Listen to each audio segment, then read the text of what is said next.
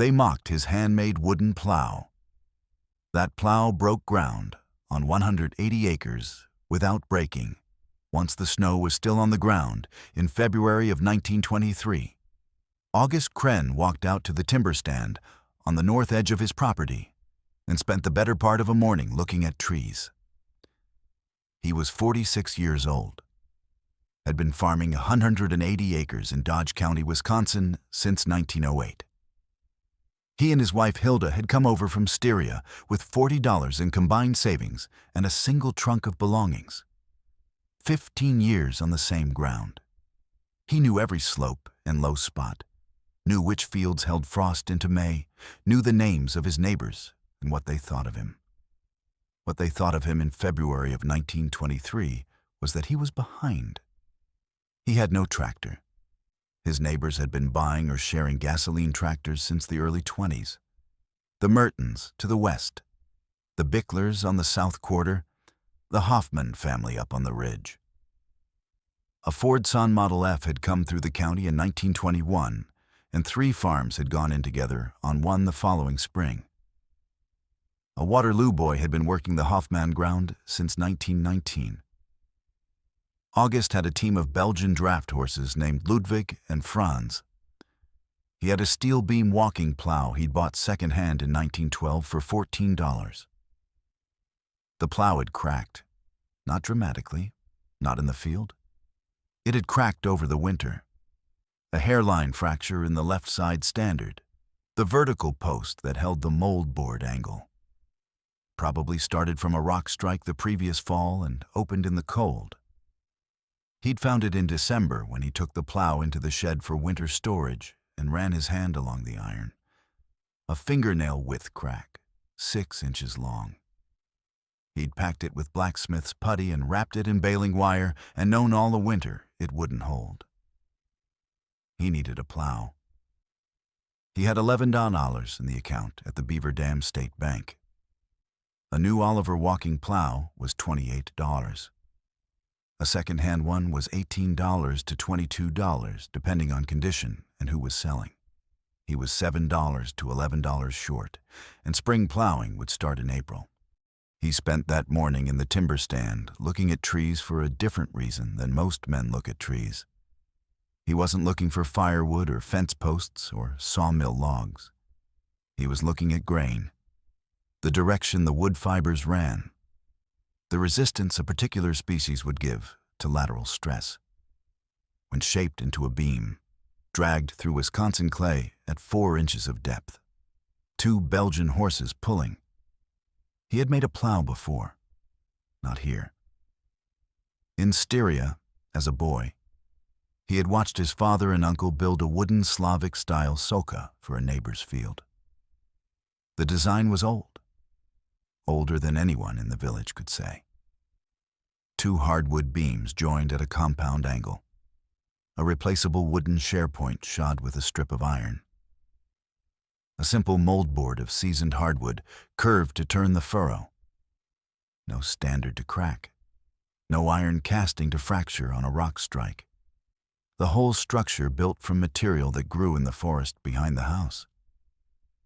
He stood in the timber stand and looked at his ash trees. Ash was the wood for tool handles in 1923 and had been for centuries before. It had the grain strength for shock absorption. It was common in Dodge County, and he had mature trees.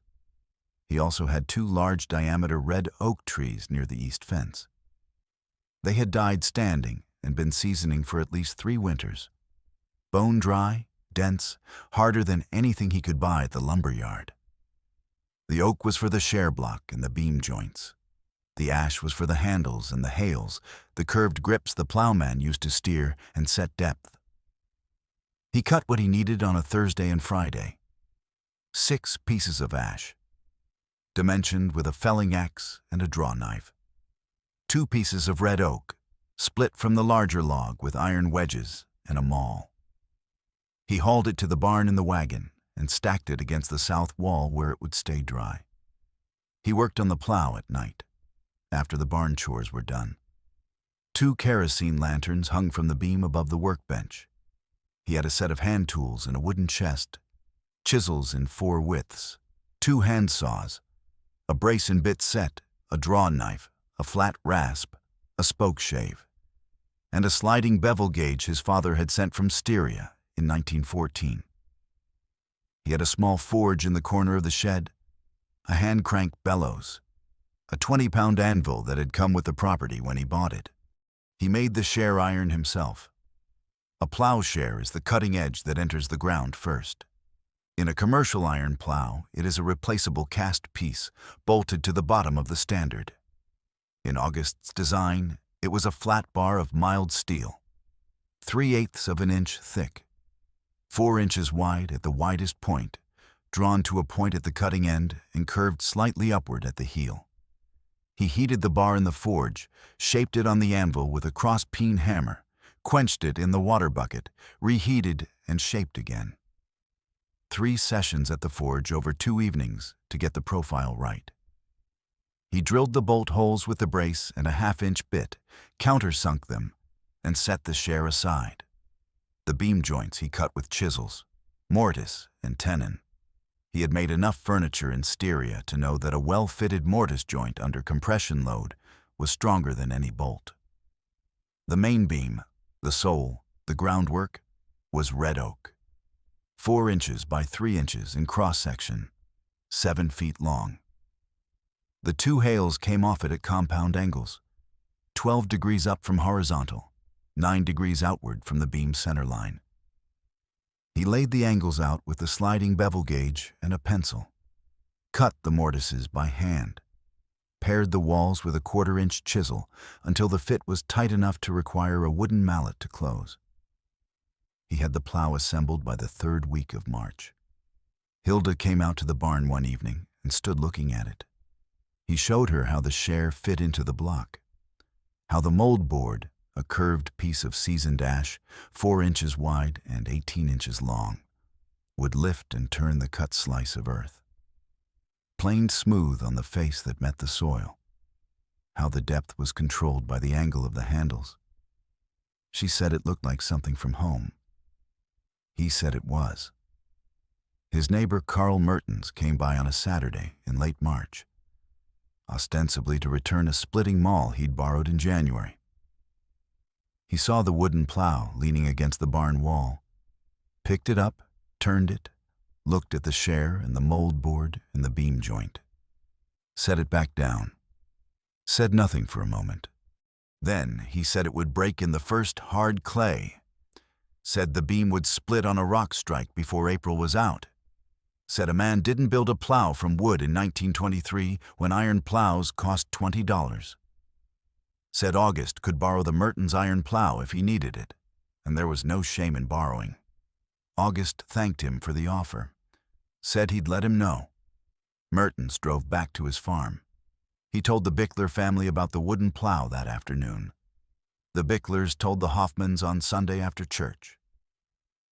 By the following week, it had made the circuit of the 6 farms that bordered August's ground. The version that circulated had grown. It included details Mertens hadn't mentioned, that the plow was warped, that the share was wrong, that August Krenn had lost his sense somewhere between December and March. He plowed his first field on April 9th. The lower 20 acres, the field he always broke first because the drainage was best and it came off frost quickest. He hitched Ludwig and Franz to the plow at 6 in the morning.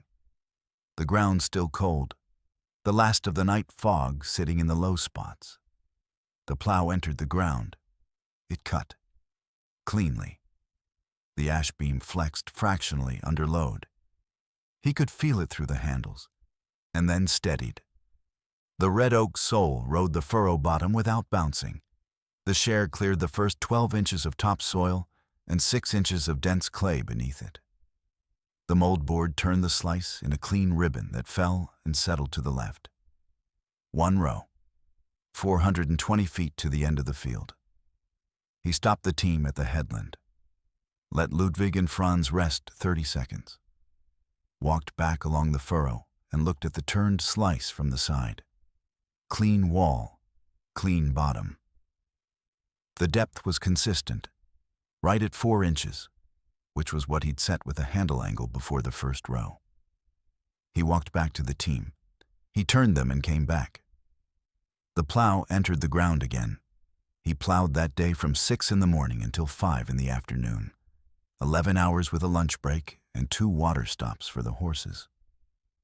Ludwig and Franz were steady animals. They had plowed this ground with the steel plow for 10 years, and they understood the work. They pulled without surging, which mattered. A team that surges puts shock load on the plow structure at each lunge. These two didn't surge. They leaned into the traces and pulled even. He covered 4 acres. At that rate, the lower 20 would take 5 days. He was not in a hurry. He was watching the plow. The shares showed wear at the tip by the end of the first day. Expected. He had built a second share iron before he started, knowing he would cycle them. That evening, he pulled the worn share, touched it up on the anvil, and set the fresh one in. 20 minutes of work. He had figured the share would want cycling every 2 to 3 days of hard plowing. It cycled every 3 days through April. Averaged. He finished the lower 20 on April 14th. Started the north field, which was 40 acres, and had a section of hardpan clay along the east fence that had stopped a steel plow cold 3 years running. He slowed the team in that section. Let the plow work at the pace the soil demanded. The beam flexed. The share bit. The hardpan gave way in sections, chunks turning rather than ribbons, which was not the same as ribbons, but was broken ground where there had been none. He did not lose the plow in the hardpan. Carl Mertens watched from the fence line on a Tuesday afternoon in late April. He had driven over with a load of fence posts for a project on his own property. He stopped at August's gate. The team was working the hardpan section on the east end, the ground where his own steel plow had stopped 3 years running. He watched for about 10 minutes without getting out of his wagon. The wooden plow was not moving fast through the hardpan. Nobody's plow moved fast through that clay. But it was moving. The share was biting in, and the clods were turning in chunks rather than ribbons, and the beam was bending with each strike and returning. Not breaking. Mertens drove on.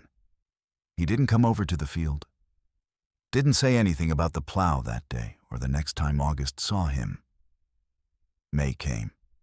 The plow worked through the remaining ground in sequence. The south field, 32 acres. The middle ground, 46 acres.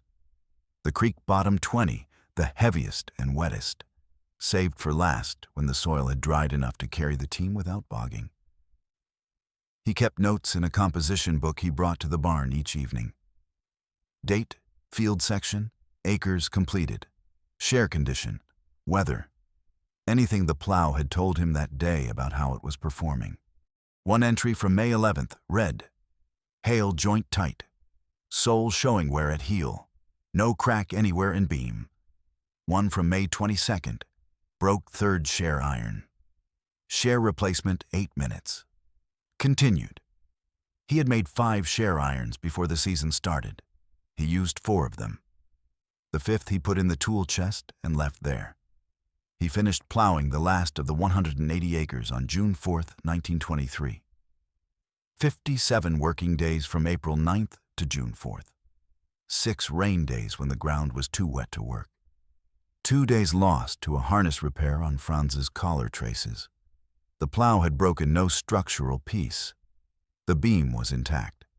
The beam joints, the mortise and tenon connections he had cut by hand with a 1/4-inch chisel, had not loosened. He brought the plow into the shed that evening, hung the lantern, ran his hands over the beam and the sole and the mold board, the same way he had run his hand over the cracked iron plow the previous December. No crack, no split, no opening in the grain where the wood had been overstressed. He cleaned the share and oiled the beam and put the plow on its side against the south wall. It was there the following spring. He used the wooden plow again in 1924. Same sequence. Same notes in the composition book. He cycled 2 share irons that year instead of 4. The soil was easier in the second year. The clods broken, the tilth improving. The beam showed no new wear marks beyond the compression ring at the sole heel he'd noted in May of 1923. In the fall of 1924, he went to the Beaver Dam State Bank and withdrew 20. Drove to the implement dealer in Juneau and looked at the new Oliver No. 7 sulky plow. Cast iron beam, steel shares, a seat for the operator. Priced at $42. He stood there looking at it for a few minutes. Bought a new grain drill instead, which he needed more. The wooden plow went into the ground again in 1925. In 1926, he modified the mold board. He planed the soil contact face to a tighter curve. He'd read a description in a German-language agricultural journal that Hilda's cousin had sent from Vienna. The tighter curve improved the furrow slice turnover in the clay sections. He noted the change in the composition book. May 3, 1926. Mold board replanned. Furrow turnover improved in sections 4 and 6. Carl Mertens bought a Fordson tractor in the spring of 1926. He drove it past August's field on the county road the first week of May. August was behind the wooden plow at the time. Mertens slowed, looked, drove on.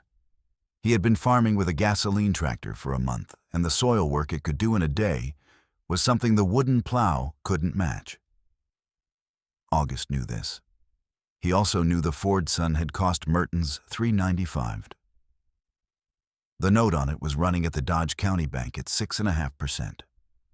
August's plow had cost him 6 evenings of work and the trees from his own land. He filed the plow's iron parts and stored the wooden components in a dry corner of the shed each winter. Checked the mortise joints each spring before the first day of plowing. Tightened one joint with a thin oak wedge in 1927, the only structural repair the plow needed in its working life. A single wedge, 6 inches long, split from a scrap of red oak and driven in with a wooden mallet on an April morning. One repair in 11 years. He used the wooden plow for the last time in the spring of 1933. He was 56 years old. The Depression had come down on Dodge County the way it had come down on every county in the Midwest. A man who had avoided equipment debt in the 1920s was in a different position than one who hadn't. The Bickler farm had sold at sheriff's auction in the fall of 1932. The Hoffmans had renegotiated their tractor note twice. Carl Mertens had sold the Fordson back to the implement dealer in 1931 for $90. A loss of $305 on a machine he'd paid $395 for. He was back behind a horse team. August had been behind a horse team the whole time. He bought a second-hand steel sulky plow in the fall of 1933 from the Bickler estate sale for $8. The sulky had a seat and a wheel depth adjustment and covered more ground per day than the walking plow. He was 56. His knees were going. The time had come. He sharpened the last share iron for the wooden plow that spring before he started. Set it in the block. Plowed the headland strips where the sulky couldn't turn cleanly. Then hung the wooden plow on its side pegs in the corner of the shed and used the sulky for the fields. It had served him 11 years. Through the years when his neighbors were buying tractors on credit. Through the Depression when those same neighbors were selling tractors at a loss. He had spent nothing on it except the share iron stock and 6 evenings of labor in the winter of 1923. He had not paid the Dodge County Bank $1 of interest on it. It had no cylinder to crack, no magneto to fail, no fuel cost per hour. It ran on corn and water, and the same Belgian horses he would have fed regardless. He put the wooden plow in the corner of the shed, laid it on its side, covered it with a piece of burlap.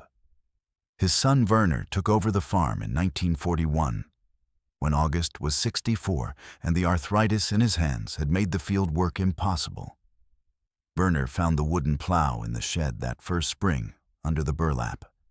He recognized it, had watched his father use it as a boy. He pulled the burlap back and ran his hand along the beam. No crack, no split. The mortise joints were still tight. The mold board, planed to its modified curve in 1926, was intact. The last share iron his father had cycled out, still sitting in the tool chest, touched up on the anvil and set aside, fit the share block without a gap. Werner brought the plow out into the yard and looked at it in the daylight. He was 34 years old, had grown up watching his father walk behind it, had helped oil the beam on Saturday evenings in spring, standing on a bucket to reach the upper hail, had carried the composition book out to the barn and read the entries aloud, while August checked the share after a long day in the field.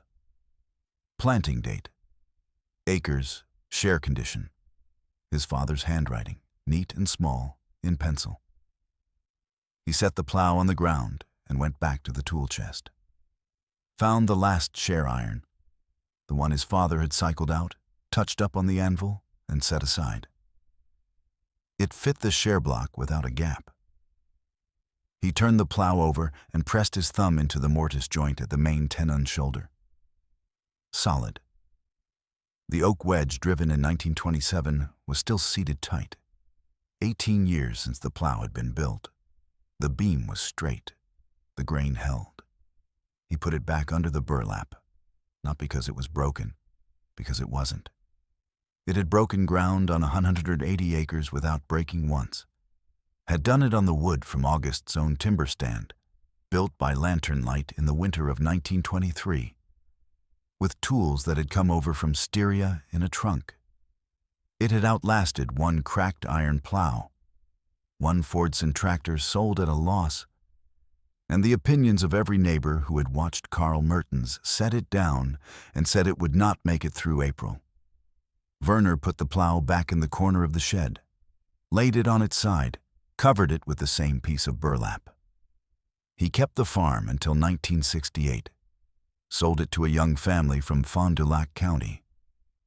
The composition books went with the sale. 5 of them by then, August's entries through 1933 and Werner's continuing through 1967. The new owners found them in the kitchen cupboard with the seed catalogs.